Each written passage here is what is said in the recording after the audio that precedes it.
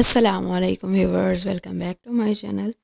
आज हम बात करेंगे शादी में या रिश्ते में रुकावट के ख़ात्मे के लिए वज़ाइफ की। तो हम दो वज़ाइफ के बारे में बात करेंगे। पहला जो वजीफ़ा है, अगर किसी लड़की या लड़के के रिश्ते में रुकावट हो या सिरे से रिश्ता ही ना आता हो, तो लड़का या लड़की और इसकी माँ फजर की नमाज के बाद और मगरिब के बाद 500 मरतबा दरूद इब्राहिमी पढ़कर दुआ करें तो बहुत जल्द नेक और अच्छे रिश्ते का अल्लाह इंतज़ाम कर देते हैं और रुकावट दूर हो जाती है। तो दरूद इब्राहिमी का तो सबको पता ही है कौन सा होता है, जो हम नमाज में पढ़ते हैं।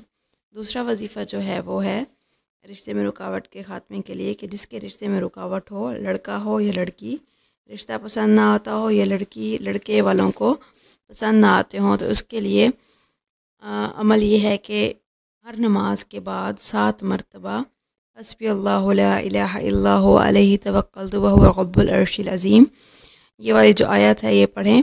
और रात को सोने से पहले भी ये आयत 100 मरतबा पढ़ें और दुआ करें तो अल्लाह ताला अपनी रहमत से जो है वो रिश्ते की रुकावट को दूर फरमा देंगे। ये दोनों वज़ाइफ करके देखें और मुझे कमेंट सेक्शन में बताएं